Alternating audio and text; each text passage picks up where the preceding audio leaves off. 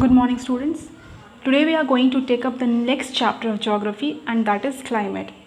So in this chapter, I will be discussing and you will learn about the atmospheric conditions of India. You will get the answers to many questions such as why do we wear woolens in December, or why is it hot and uncomfortable in the month of May, and even why it rains in June and July. So let's begin this chapter with some of the definitions. The first definition is related to climate. So what climate is? It refers to the sum total of weather conditions and variations over a large area for a long period of time, more than 30 years. But how is weather different from climate? So weather refers to the state of the atmosphere over an area at any point of time. The elements of weather and climate are the same. Such an example: temperature, atmospheric pressure, wind, humidity and precipitation. On the basis of the monthly atmospheric conditions, the year is divided into seasons such as winter, summer and rainy seasons. So in a nutshell, we can say that weather can change throughout the day, whereas the climate of a country is the same for many years. Excuse me.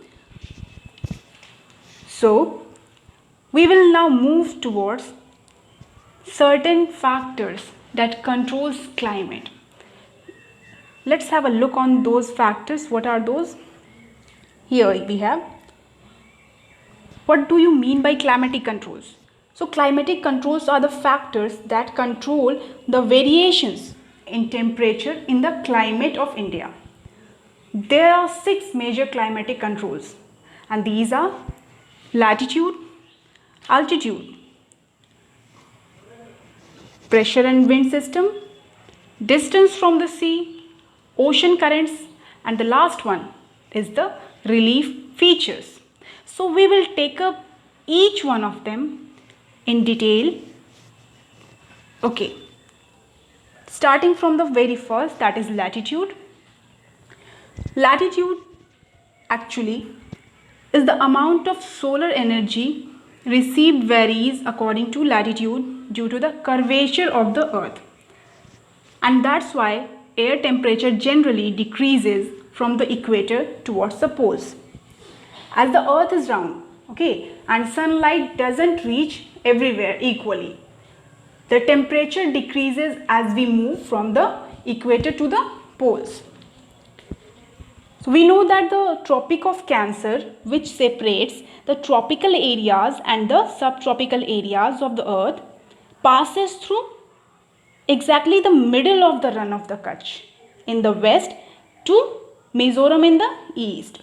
Therefore, the climate of India has characteristics of both tropical and subtropical climates. Okay, now we will take up the next factor, that is altitude. The atmosphere becomes less dense and temperature decreases when we go to the higher altitude from the earth's surface. This is the reason why hills are cooler during summers. There is a picture that is showing the clear view of the first point, that was latitude, and this one is regarding the altitude, the second factor of the climatic controls factor. Moving forward, the third one, pressure and wind system. The pressure and wind system of any area depends on the latitude and altitude of the place. It influences the temperature and rainfall pattern accordingly. Now the fourth one is distance from the sea. The sea exerts a moderating influence on the climate. As the distance from the sea increases, its moderating influence decreases the people experience extreme weather conditions. And this condition is known as continentality, such as very hot during summers and very cold during winters. Next point is ocean currents. Ocean currents along with onshore winds affect the climate of the coastal areas. For example, any coastal area with warm or cold currents flowing past it will be warmed or cooled if the winds are onshore. Now, here I have inserted few pictures, images regarding all those points that will support you to understand it in a better way. Moving forward to the last feature, that is relief features.